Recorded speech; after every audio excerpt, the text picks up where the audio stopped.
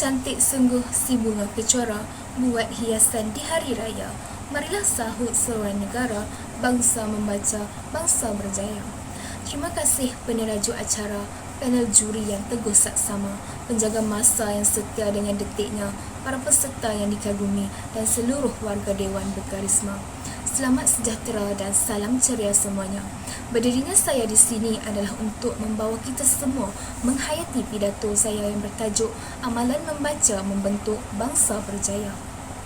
Hadirin yang dimuliakan, sebelum bibir mengatur kata, sebelum mulut memulakan bicara, marilah sama-sama kita menerusi mauduk pidato saya pada hari ini.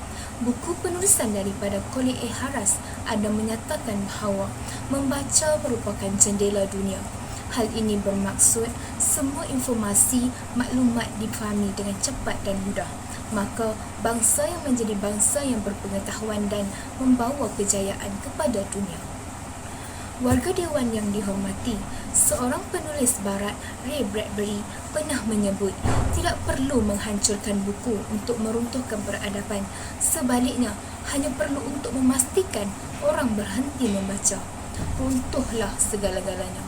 Jelaslah bahawa amalan membaca itu memberi impak terhadap pembangunan sesebuah ketamadunan negara, bangsa yang berjaya.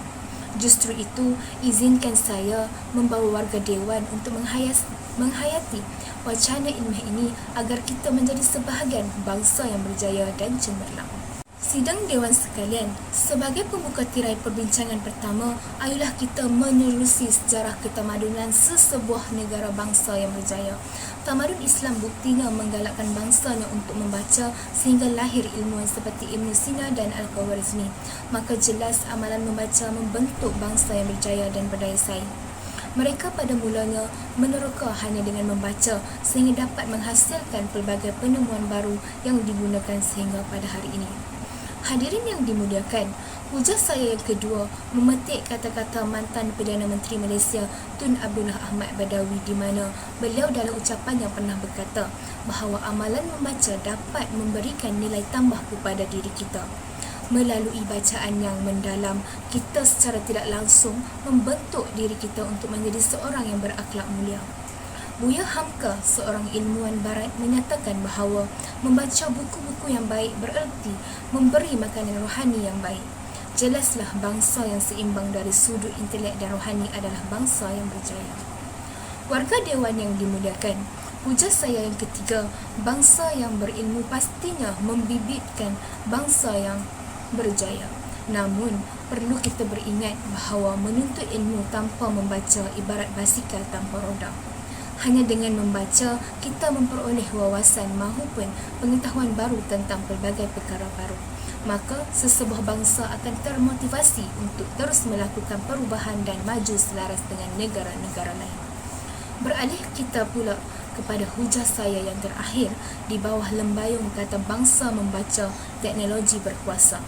Sebut sahaja Toyota, Mazda, Mitsubishi dan Honda membuktikan bahawa teknologi automobil Jepun terhasil daripada sikap bangsanya yang suka membaca.